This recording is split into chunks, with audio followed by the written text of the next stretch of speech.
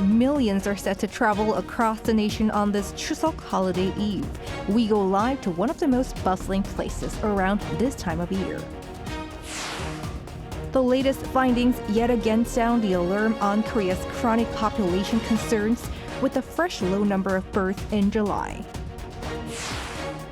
Team Korea's shooting for medals continues in Hangzhou, including in the rifle and pistol events. And there's much anticipation for the swimming and men's football tonight. It's September 27th, 2023. This is News Center. Good evening. Thank you for joining us. I'm Yoon Jung-min. On this eve of the nearly week-long Chuseok holiday here in Korea, mass travel kicks into high gear tonight as people head to their hometowns to see their loved ones or go on vacations. Tonight, we go live to one of the busiest transportation hubs. Our correspondent Song Yoo-jin is out there. Yoo-jin, tell us where you are and what's it like over there? Well, hello, Jung-min. I'm currently out at Seoul Station, one of South Korea's major railway stations, known for serving the largest number of passengers here in the country. So as you mentioned, the Chuseok holiday this year, which spans for 6 years, starts tomorrow. And first of all, for those who are unfamiliar with Chuseok, it's kind of like the Korean version of Thanksgiving. It's one of the two major holidays here in Korea alongside the Lunar New Year, a time when millions of people are expected to travel across the country and even out of it. Now, as I mentioned before, this year's Chuseok holiday period is longer. It was extended from 4 days to 6 days, with October 2nd situated between the last day of the initial Chuseok break and National Foundation Day being designated as a temporary holiday. So back here at Seoul Station, we're seeing an influx of travelers as we head into the evening. South Korea's Ministry of Land, Infrastructure and Transport expects approximately 40.2 million people to be on the move from today until next Tuesday, the last day of the holiday. Now, what this means is that roughly 80% of the country's population will be traveling, a 27% increase from last year, probably due to the extended holiday period. So let's first listen to what some of the travelers had to say. I'm very excited and happy to go home and see my mother with my wife and kids, because it's been a long time since we've seen her. We're going to make Chuseok food together and also travel to a nearby forest. Yeah, I'm very excited to experience a new holiday, because we don't have, of course it's like Thanksgiving, which America also has, but we don't have any that sort of thing. So it's going to be very interesting to experience it. It certainly looks busy. And Yoo-jin, for those planning to travel during this holiday period, tell us more about what they can expect. Well, Jung-min, I can say that we're expecting to see even bigger crowds at the stations and also on the roads from tomorrow. A survey conducted by the Korea Transport Institute showed that people who are traveling to home, they mostly prefer to travel tomorrow, which is Thursday, the eve of the actual Chuseok day. Now, I want to mention that although the Chuseok holiday period starts tomorrow, Friday is the actual day itself. And in terms of the returning journey, most people prefer to travel back on the day following the actual Chuseok day, which is Saturday and also Sunday as well.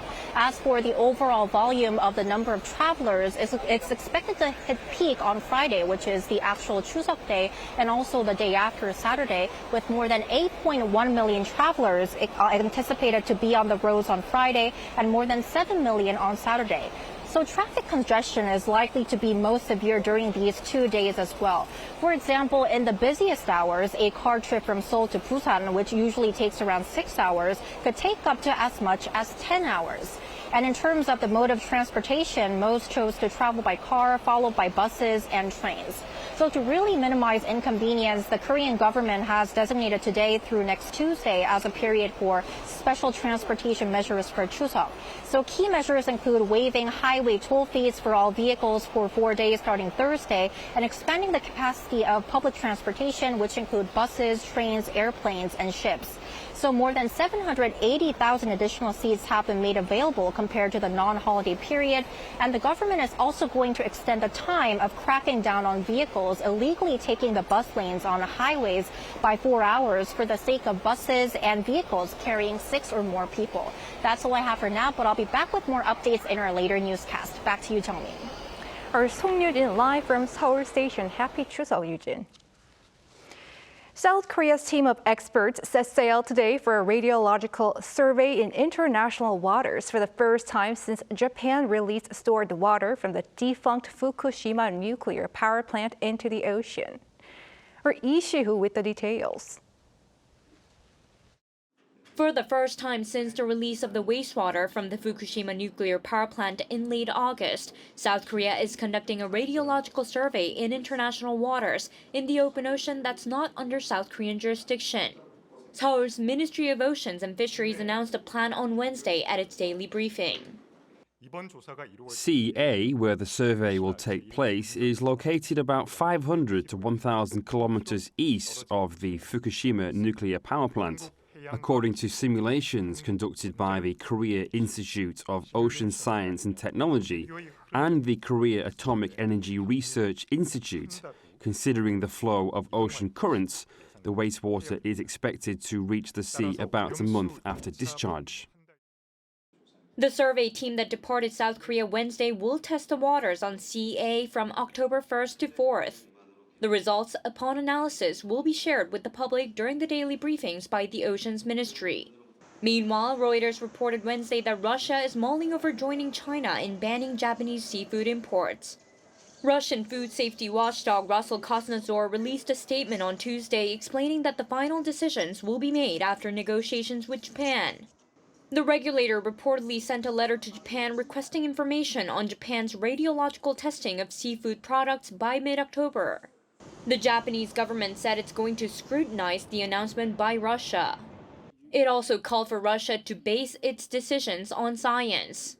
In the future, we will offer information with a high level of transparency at all levels and at various opportunities, and will strongly urge Russia to take steps based on scientific evidence. Japan last year exported a total of 190 tons of seafood to Russia. That's 0.03% of its total seafood exports. Lee Jae-myung, Arirang News. North Korea's envoy to the United Nations says the regime will bolster its self-defense, likely meaning its nuclear weapons, insisting that the Korean peninsula has been driven closer to a nuclear war as he pointed fingers at the South and the U.S. South Korea's envoy responded, those claims are groundless. Choi Min-jung reports. North Korea's United Nations envoy has warned that the Korean peninsula is on the brink of a nuclear war, blaming both South Korea and the U.S. for attributing to what it is calling the current dangerous situation. Speaking on the last day of the UN General Assembly in New York on Tuesday, North Korea's ambassador to the UN, Kim Sung, underlined the dire situation on the Korean peninsula. The year 2023 has been an extremely dangerous year, so much so that the military security situation in and around the Korean peninsula was driven closer to the brink of a nuclear war. Kim Sung slammed the U.S. for its intentions to provoke a nuclear war by frequently dispatching strategic nuclear submarines and bombers in and around the Korean peninsula for the first time in decades. He also touched upon the trilateral military cooperation between Seoul, Washington, and Tokyo, claiming the alliance introduces a new Cold War structure to Northeast Asia. During the speech, it was also implied that the regime would not give up its development of nuclear weapons. He said that Pyongyang is required to further accelerate the buildup of its defense capabilities, given, quote, reckless military moves and provocations of the hostile forces. In response, South Korea's deputy permanent representative to the UN, Kim Sang-jin, slammed the North's ambassador for making groundless, illogical, and absurd allegations. He added that the claims that South Korea and the U.S. are provoking the tension on the Korean peninsula are untrue and absolutely incorrect. In the meantime, South Korea's ambassador to the U.S. said Tuesday that Seoul and Washington will not sit idly by with regard to strengthening ties between Pyongyang and Moscow. Kim Jong-un and Vladimir Putin's recent summit has sparked concerns that the two will sign an arms deal, which would allow Russia to secure military supplies for its war in Ukraine, while the North acquires the technology to address failures in its satellite launch attempts. Choi Min-jung, Arirang News. Demographics for the month of July continue to look dull in South Korea, with tangible drops in the number of newborns amid a rise in the number of those who lost their lives. Lee Soo-jin has more. South Korea's population issues are posing a real challenge as birth rates continue to decline. Data from Statistics Korea on Wednesday shows that the number of births in July came to 19,102, down 6.7% from the previous year. That's the lowest figure on record for the month of July. By region, Chungcheongbuk-do province was the only area that did not see the number of births decline compared to a year earlier. According to an official from the agency, this reflects a continuing trend of married couples choosing to have fewer or no children due to growing associated costs, including education. Meanwhile, the number of deaths in July rose 8.3% on year to 28,239, also a record for any month of July. This brought the decline in natural population, calculated by subtracting the number of deaths from the number of births, to around 9,000. South Korea has seen a drop in its natural population for 45 consecutive months. The number of registered marriages in July came to more than 14,000, dropping 5.3% from the previous year. Recent marriage figures have been unsteady, with the number falling in April and then rising in May and June before falling once again in July. The agency said that further observation is needed to see whether this is a consequence of pent-up demand caused by COVID-19 restrictions. There was also a dip in the number of divorces in July, falling 0.5% on year to 7,500. 이수진, Arirang News. There has been a slight rebound in business sentiment amid an active service sector. According to the Bank of Korea, on this Wednesday, the Business Survey Index in September rose to 73 points, up 2 points on month. Bank officials are linking the improvement to a surge in Chinese travelers into the country and greater spending in light of the various autumn events. Meanwhile, the business sentiment within the manufacturing industry retreated in response to stunted recovery in semiconductor market.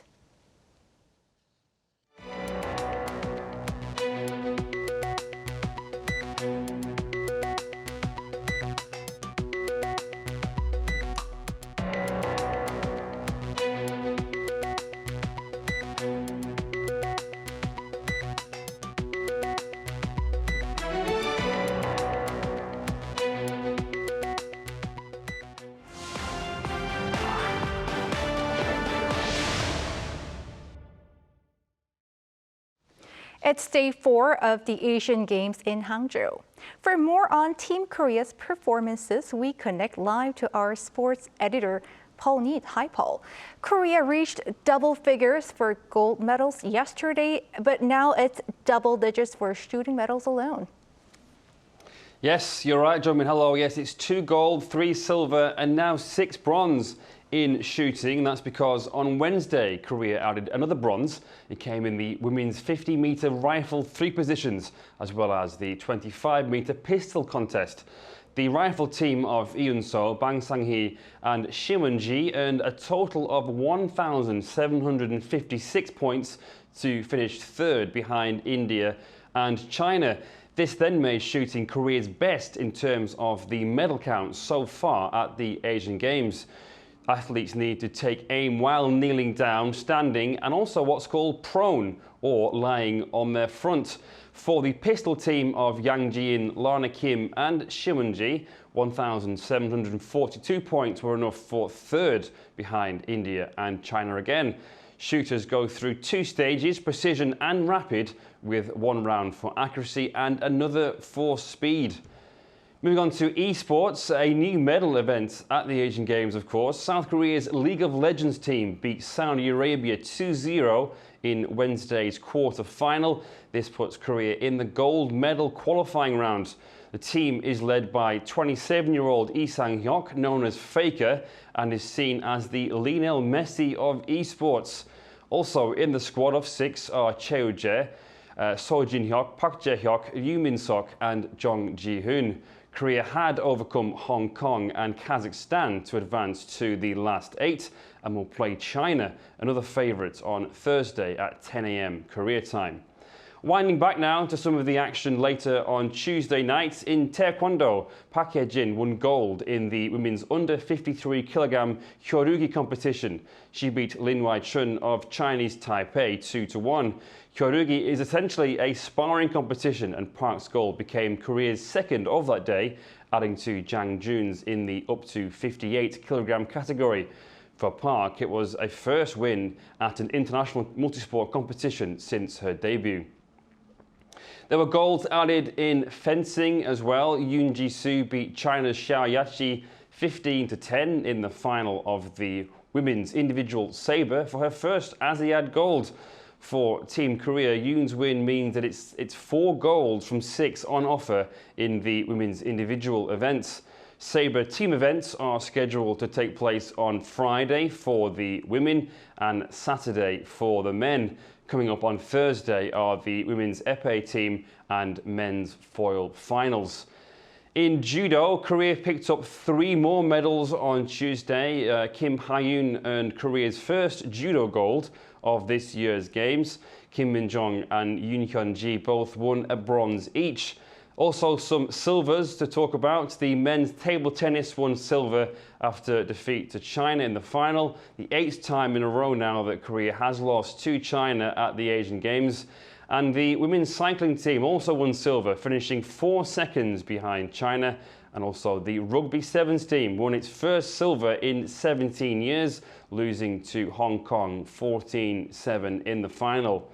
But still to come today, perhaps the main event for Team Korea today is in swimming. Hwang Sun-woo is in the men's 200-meter freestyle final that begins at 8:48 p.m. tonight Korea time, with Hwang looking to beat the Asian record and also secure gold.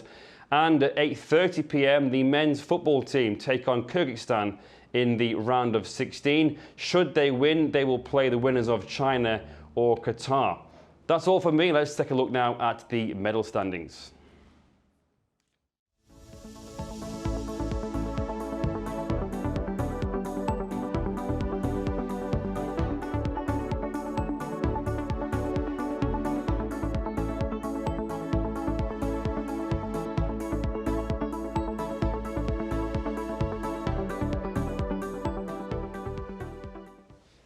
After hours of review, the Seoul Central District Court rejected the arrest warrant requested for the main opposition Democratic Party leader Lee Jae-myung over corruption charges, citing not enough critical evidence.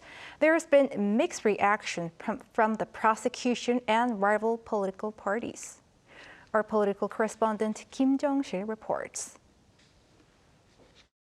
At around 4 a.m. on Wednesday, Democratic Party of Korea leader Lee Jae-myung walked out from Seoul Detention Center after receiving the judge's decision. I would like to express my deepest gratitude to the court for clearly proving it is the last bastion of human rights. In an unusually long statement, Judge Yoo Chang-un said although there seems to be enough evidence of Lee asking for false testimony, there isn't enough evidence for other major allegations, including the Baekhyundong development project, where Lee was accused of breach of trust, costing Seongnam City 20 billion Korean won, or about $15 million. Regarding accusations of being involved in Sangbang-woo Group's alleged illegal money wiring to North Korea, the judge said, quote, "There's more room for disputes." The judge added that given the DP leader's social status, it's hard to conclude that he will destroy evidence. The prosecutor general made a rare statement on the judge's decision. I think the court focused more on protecting the right to defense as political party leader while acknowledging criminal proof. He added that the prosecution will conduct further investigation based on law and principles. The Democratic Party released a statement welcoming the court's decision and called prosecution against its leader a, quote, political retaliation by the Yoon government. The ruling People Power Party expressed disappointment over the decision, saying the court merely ensured the right of defense for Lee and that its decision does not give immunity from the allegations. The DP leader will most likely face indictment without detainment and go to trial, with the possibility remaining the prosecution seeking another arrest warrant. Kim Jong-sil, Arirang News. The UN has presented yet another grim assessment of the situation in Myanmar, calling it a seemingly endless spiral of military violence. In its latest report released on Tuesday, the UN's Office of the High Commissioner for Human Rights said it had found a sharp rise in severe human rights violations within the country since the military ousted Aung San Suu Kyi's government in 2021. According to the report, there were 22 instances of mass killings involving 10 or more victims due to airstrikes and ground force attacks between April 2022 and the end of July this year. The Human Rights Office called for more comprehensive and concrete international sanctions to effectively stop the military's continuing violence against civilians. Game developer Riot Games says K-pop group NewJeans will be performing the 2023 League of Legends World Championship anthem, giving the rising stars another first in the K-pop industry. The new song, Gods, will be released on October 4th, while the tournament will kick off on October 10th.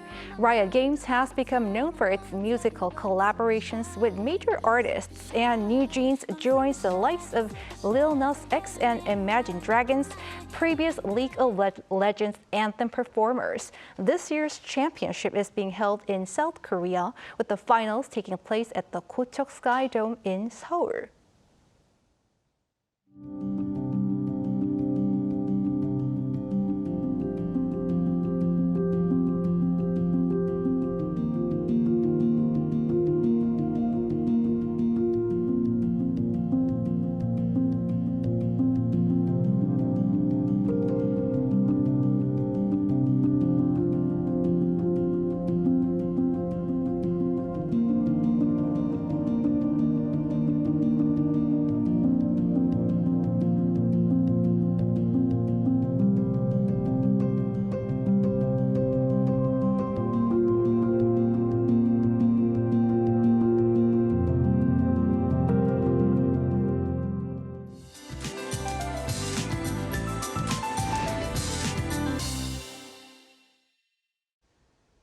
Relatively mild weather conditions are forecast for the upcoming 6-day Chuseok holiday, which starts tomorrow. But until tomorrow dawn, we do have some lingering showers.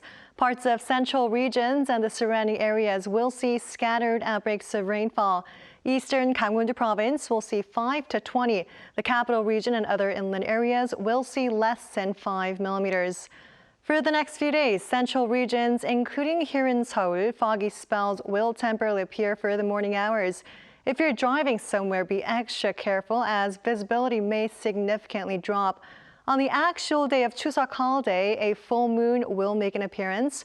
Despite the overcast skies, it will still be possible to see the moon through the clouds. Tomorrow, Seoul and Gwangju will be starting off at 19 degrees. Highs in Seoul will get up to 26, Daejeon and Gwangju 27, Gyeongju and Busan will be topping out at 28 degrees. Although most regions will be under clear skies, Gangwon-do province will see brief showers on Sunday. Next week, overall temperatures will get a touch breezier along with wide temperature gaps. Have a great Chuseok holiday, and here are the weather conditions around the world.